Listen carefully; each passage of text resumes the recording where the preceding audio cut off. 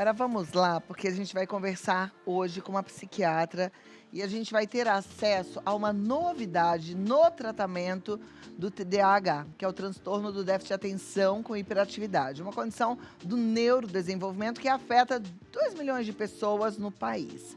Embora o TDAH seja considerado um transtorno que afeta crianças e sempre tem início na infância, algumas vezes ele pode não ser reconhecido, identificado até a adolescência ou até mesmo a idade adulta, né? Agora, principalmente atualmente, as pessoas estão descobrindo aí que, eu tenho déficit de atenção e hiperatividade e depois já de uma certa idade. As diferenças neurológicas continuam na idade adulta e cerca da metade das pessoas continua a ter sintomas comportamentais nessa fase da vida. E a gente vai falar mais sobre esse assunto, inclusive sobre novidade no tratamento do TDAH com a psiquiatra doutora Fabrícia Signorelli. Seja muito bem-vinda, doutora. Obrigada por estar aqui com a gente. Obrigada, tudo bom? Bom te receber, viu? Sentar aqui do seu ladinho pra gente aprender contigo. Eu fico impressionada, quando a gente fala de TDAH, porque tem muita gente que nem imaginava que tinha e só descobre depois de tanto tempo. Tem muitos adultos sendo diagnosticados tardiamente com TDAH? Muitos adultos vêm sendo diagnosticados, principalmente nas últimas décadas, né? A gente sempre teve a ideia do TDAH como um transtorno da infância. Mas nas últimas décadas, como eu mencionei, cada vez mais os adultos têm recebido esse diagnóstico. De fato, o TDAH é um transtorno que ele precisa ter início na infância, até por isso ele é classificado como o que a gente chama de um transtorno do neurodesenvolvimento. Então, obrigatoriamente, as dificuldades têm início na infância, mas como você mencionou, né, muitas crianças e adolescentes, ou porque o ambiente não cobra muito, ou porque o ambiente é estruturado, mãe, pai acabam mediando muito, podem passar sem esse diagnóstico. Até porque tem apresentações clínicas diferentes, né? Às vezes, uma menina mais desatenta, ela passa mais despercebida do que um menino mais hiperativo e mais agitado. E aí, quando essa criança, esse adolescente chega na vida adulta, e aí as necessidades de diferentes atividades ao longo do dia, as demandas, né, da vida adulta, execução de tarefas, gerenciamento de tempo, cobranças do trabalho, essas dificuldades que sempre existiram começam a ficar mais evidentes e esses adultos recebem o diagnóstico. Por quê? Boa parte disso se deve às mídias sociais, né, a programas como esse que trazem a informação. Então, muitas pessoas começam a falar sobre o seu próprio diagnóstico na vida adulta ou escutam profissionais falando sobre esse diagnóstico na vida adulta e se identificam ou identificam em algum familiar, né? E essas pessoas buscam ajuda profissional. Olha aí que bom, né, que seja dessa forma, uma pena que não seja feito o diagnóstico precoce em tantos casos, principalmente nas pessoas que hoje já são adultas, maduras, que viveram muitas dificuldades na infância. Porque quando não se tem o diagnóstico, eu acho que não agora, porque os pais estão muito mais antenados e a informação corre solto, né, como você mesma disse nas redes sociais.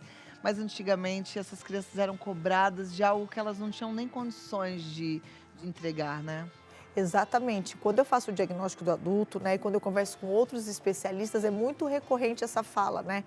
Por que eu não descobri isso antes? Quantas coisas teriam sido diferentes na minha vida? Até porque, além da nossa prática clínica, né, o relato diário dos nossos pacientes, a própria literatura fala isso, né? O TDAH, ele é responsável pelo desfecho negativo em vários aspectos da vida da pessoa, né? Até para ser um transtorno, e por ser um transtorno, ele precisa cursar com prejuízos funcionais na vida escolar, na vida acadêmica, no universitário, na vida profissional, na vida social, na vida pessoal, muitas vezes taxas de divórcio, desemprego, né? O TDAH ele é responsável por uma alta taxa de abandono escolar, reprovação escolar. Então, o desfecho ao longo da vida de não ter o diagnóstico, de não ter acesso ao tratamento, tem um impacto muito ruim, além do impacto na autoestima. Então, as pessoas crescem com as dificuldades, percebendo que têm dificuldades que são diferentes, né, por relação, assim, quando se compara com outros colegas em sala de aula, isso vai impactando, então gera insegurança. E aí as comorbidades, ou seja, outros transtornos começam a se instalar.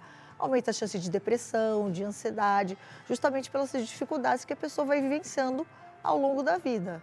A gente estava agora há pouco com a nutricionista Clariana Colasso e a Clary, abre a câmera para a Clary, ela está de microfone.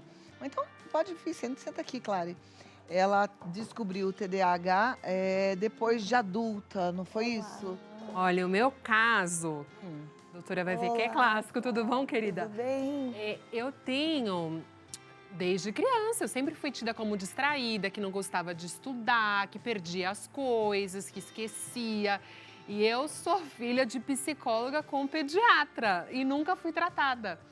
E tinha, né, há muitos anos atrás, esse tabu, enfim, com medicação. E aí, depois, na juventude, eu fui me perdendo um pouco mais, assim, de não ter como chegar em casa, porque não tinha chave de casa, deixar cartão nos lugares, perder carteira.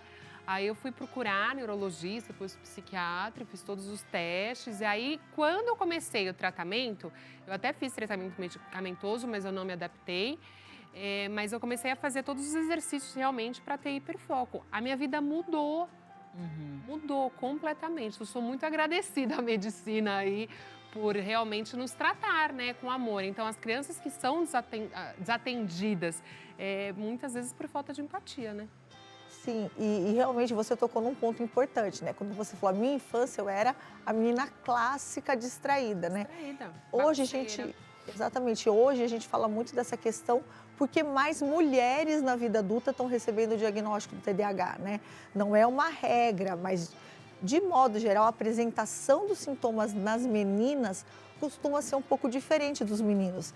Então as meninas têm uma tendência às vezes a ser mais desatenta, distraída, né? Não que não tenham meninas que sejam hiperativas, impulsivas, né? Mas a apresentação clínica em meninas é mais a desatenta. Isso passa mais despercebido do que o menino que está correndo, que está pulando. Então, muitas meninas não recebiam o diagnóstico. E justamente como a sua experiência disse, aí chega um dado momento da vida, né, que você tem que executar mais coisas sozinha, foi o que foi acontecendo com você, né? Você não vai dando conta, Não vai dando né? conta das demandas. E aí Então, sente os prejuízos sociais. sociais também, né? Impacta tanto o hiperativo, ele tem esse prejuízo social, por quê? Porque ele interrompe as pessoas, ele faz comentários inadequados, às vezes é aquela expressão que a gente usa, né? Faltou um pouquinho de filtro, né? E depois que ele fala, ele pensa, nossa, não deveria ter falado isso. E o desatento também, às vezes ele está numa conversa social, ele está disperso, daí, o quê? Né? Então, os problemas sociais, tanto na apresentação clínica desatenta, como no hiperativo impulsivo, acontece no ambiente de trabalho, todas as apresentações clínicas são prejudicadas, né? Agora você vê, a Clariana trouxe uma questão aqui que ainda é comum hoje em dia, viu, Clara? Eu digo isso porque tenho meus filhos que já são adultos, obviamente, mas lidei com isso, não faz tanto tempo assim, neto, né? Ainda existe esse preconceito em relação a medicamento, ao tratamento medicamentoso. Mas eu queria ouvir da doutora Fabrícia sobre esses medicamentos e o quanto eles trazem de benefício versus as possibilidades que as pessoas acabam valorizando tanto. Eu acho essa pergunta super importante, porque como você mencionou, né, sendo filho de profissionais de saúde, teve ali as preocupações. O que eu acho totalmente pertinente, entra muito a questão que você pontuou da empatia. A gente que está do lado de cá, né, quanto profissional de saúde, a gente tem que ter esse cuidado, seja com um paciente adulto, que tem suas inseguranças com relação ao remédio e principalmente quando a gente está falando de pais que estão levando um filho, né? Então, a gente dá o diagnóstico e a gente vai propor os tratamentos. Quando a gente olha para o tratamento do TDAH, realidade do mundo, tá? A gente segue o que a gente chama de guidelines, ou seja, diretrizes. Existem sequências que a gente segue para o tratamento. Então, realmente, para crianças com menos de 6 anos de idade, porque às vezes tem crianças que são tão sintomáticas que a gente consegue fazer o diagnóstico na primeira infância. A primeira linha de tratamento para essa faixa etária realmente é o que a gente chama de orientação parental. Ou seja, chamar os pais, ajudá-los no dia a dia a lidar com esses comportamentos, quando eles têm comportamentos impulsivos, ou uma coisa que é muito comum no TDAH, o que a gente chama de desregulação emocional. Isso acontece tanto na criança, no adolescente como no adulto, que são às vezes as explosões, que às vezes os pais acham que a criança é muito birrenta, né? Ela explode para tudo. Isso pode ser a desregulação emocional do TDAH. Ou mesmo o adulto, às vezes o adulto que ele tem uma resposta emocional muito exacerbada. Isso pode fazer parte do TDAH, né? Então, essas pessoas podem receber o diagnóstico já na primeira infância e aí a terapia farmacológica, de fato, não é a primeira linha de tratamento. A partir dos 6 anos de idade, os guidelines preconizam o tratamento medicamentoso associado a intervenções comportamentais. Por exemplo, a terapia cognitiva comportamental, ela tem nível de evidência, ou seja, que ela é eficaz, né? Medicação, ela é como você teve a sua experiência num dado momento, mas por questões de adaptação, você não tolerou. De fato, né, a eficácia do tratamento medicamentoso do TDAH, e a gente na medicina, a gente usa um termo que se chama tamanho de efeito, né? Tem muito a ver com a eficácia do tratamento. Dentro da psiquiatria, o tamanho de efeito, ou seja, a eficácia do tratamento farmacológico do TDAH é muito grande, né? Eu sempre brinco no consultório, eu faço uma analogia que realmente é colocar um óculos no míope. Aí é uma questão, obviamente, de ir ajustando o grau, que tem a ver com a dose ou com a melhor medicação, né? E aí vem muito o que a gente tem de disponibilidade de tratamento medicamentoso. Perfeito. Daí vale a pena testar. Por exemplo, a Clariana falou, eu tentei e não consegui. Como você falou que tem uma gama muito grande de tratamento medicamentoso, vale a pena testar. Testar qual é o medicamento, qual é a dosagem, até chegar no ideal. Isso. Hoje no Brasil a gente vem crescendo do ponto de vista de arsenal medicamentoso, né? Então, no mundo, né, quase todos os países, tirando China, Japão, primeira linha de tratamento são as medicações que a gente chama de psicoestimulantes. A gente tem no Brasil o metilfenidato, tanto de liberação imediata como de liberação prolongada, e a lisdexanfetamina, que a lisdexanfetamina agora chegou no Brasil esse ano a apresentação de gotas. E por que é importante a gente ter a apresentação de gotas? Justamente quando a gente vai introduzir para crianças, ou para pessoas que são mais sensíveis, ou para pessoas que têm alguma comorbidade, porque daí você vai introduzindo gradualmente e vai dando mais tempo da pessoa se adaptar à medicação. Além dos estimulantes, desde o ano passado, a gente também tem no Brasil uma molécula não estimulante, que é a tomoxetina. Ou seja, a gente tem a opção de 2 estimulantes, apresentações diferentes quando a gente fala da lisdexanfetamina agora em gotas. Ter um não estimulante vai proporcionando para a gente possibilidades de entender que paciente se adapta melhor com um, que paciente vai se adaptar melhor com o outro, e ajustando a dose para otimizar o tratamento, que isso é super importante também. Vou deixar uma pergunta no ar, que eu acho que é a dúvida e a angústia da maioria dos pais. Eu digo isso porque um dos meus filhos, aliás, os dois têm essa possibilidade no TDAH, mas dos meus filhos, a Carolina, teve uma época que a gente até fez um tratamento com ela, no caso, a lisdexanfetamina. Lisdexanfetamina. Era a Ritalina, né? O Venvance. É o Venvance. E aí eu ouvi muito de toda a minha rede de apoio, de todo mundo que estava em volta e de tantos outros amigos, que absurdo, esse remédio vicia. E eu sei que é isso que muitas mães ouvem, e aí fica o medo de medicar os filhos. Vamos falar sobre isso já? Gente, vamos lá. E aí, esse medo da dependência ao remédio? Eu acho que você tocou num ponto muito importante e que gera muita angústia. O que acontece, né? Eu falo que as mídias sociais, elas têm o lado bom, né, e o lado que traz a informação de uma forma distorcida.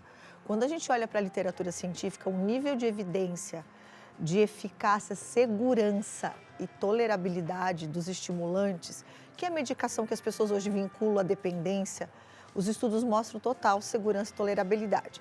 Agora, o que acontece? Infelizmente, os estimulantes, e isso de acordo com a Federação Mundial de TDAH, já é um problema de saúde pública no mundo. Eles começaram a ocupar um espaço que a gente fala fora do contexto do TDAH. Então, as pessoas começaram a usar de forma errônea para melhora de desempenho, uso recreativo, o que é super perigoso, né? Aumenta o risco de mortalidade, porque a pessoa não tem, né, não sabe a segurança, não sabe se tem outro problema, não sabe se tem um pré-requisito até para ter um surto psicótico, começa a usar, né? E hoje a gente vivencia essa realidade no Brasil, as pessoas usando e divulgando, né, que estão usando para melhorar desempenho, o que os estudos, tem vários artigos científicos falando que não melhora o desempenho, né? Por você estar sob efeito do estimulante, você sente sim mais energia, mas não é que, vamos dizer assim, você está mais inteligente, ou você está performando melhor. Aliás, se a pessoa tem uma comorbidade, uma ansiedade, ela pode ficar tão desregulada e até piorar. Mas isso acaba trazendo um estigma muito negativo para o tratamento, né? Mas quando ele é feito seriamente, com acompanhamento médico, com a dose terapêutica adequada, é um tratamento seguro. Quando a gente olha para o metilfenidato, ele é comercializado desde 1965 como tratamento para o TDAH. Então, a gente está falando de uma molécula super antiga, que até hoje é muito utilizada para o tratamento do TDAH. Mas, infelizmente, esse uso fora do contexto e que as pessoas vão aumentando sempre a dose para buscar essa performance melhor, vai estigmatizando muito o negativo e traz esse receio, essa insegurança das famílias. Perfeito. Uma criança, quando ela é tratada, ou um adulto, quando tratado, ele se sente mais energizado ou a medicação entra como aquele espaço que estava faltando e a pessoa se sente bem? Porque tem uma diferença, né? Quando você toma algo que você não precisa, você exacerba. Fica, como a gente vê as pessoas falando que ficam over. E uma pessoa que precisa, ela fica estabilizada, é isso? Exatamente. Essa sensação de estimulante, até a pessoa que tem um TDAH super grave, ela pode sentir nos primeiros dias. E às vezes, principalmente aquele subtipo mais desatento, ele pode interpretar errado. Nossa, melhorei muito, eu senti uma energia para fazer tudo no primeiro dia do tratamento. Aquele TDAH que a gente usa a expressão do procrastinador, né? Que ele vai, depois eu faço, depois eu faço. E aí a gente tem que fazer essa colocação para o paciente. Não, olha, isso não é melhorar dos sintomas. Esse boom de energia, se eu tomar, se outra pessoa sem TDAH tomar, ela vai ter essa sensação nos primeiros dias. Que aí entra na nossa conversa anterior.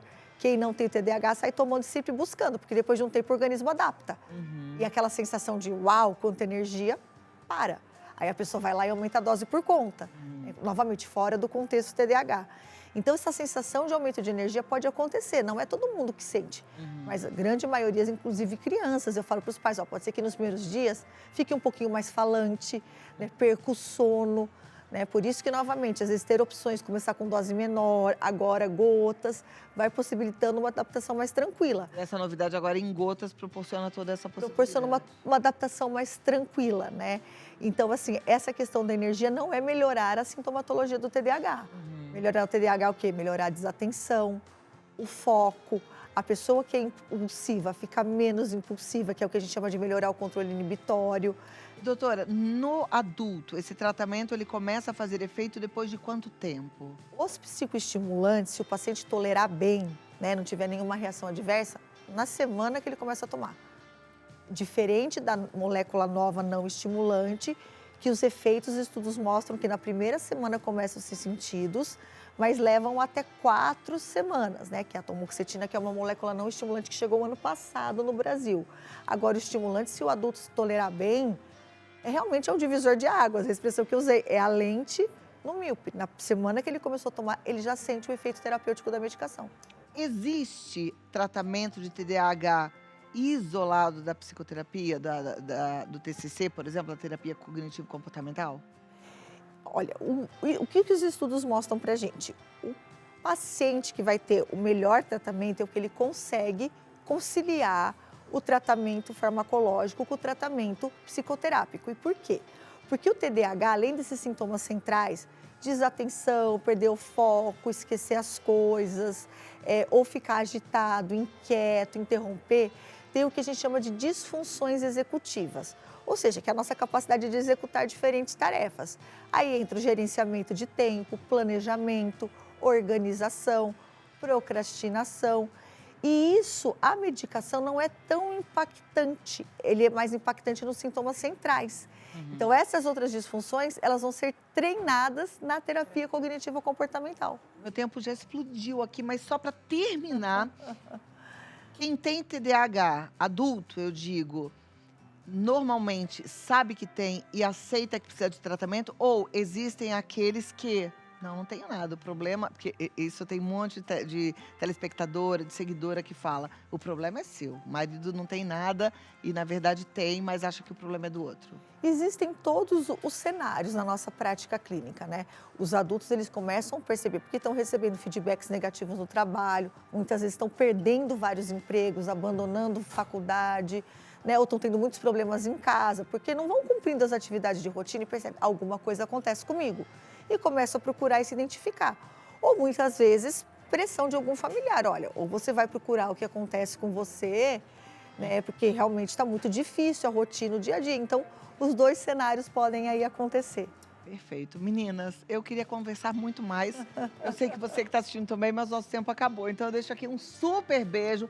Muito obrigada, doutora Fabrícia Signorelli. Siga lá, ela está no Fabrícia Signorelli, com 2 L's, _psiquiatra. Fabrícia Signorelli. _psiquiatra e tire todas as suas dúvidas. Eric Teixeira tem o seu depoimento. Vou convidar a doutora Fabrícia para voltar e a gente vai passar. Muito obrigada a todos, um beijo e até amanhã.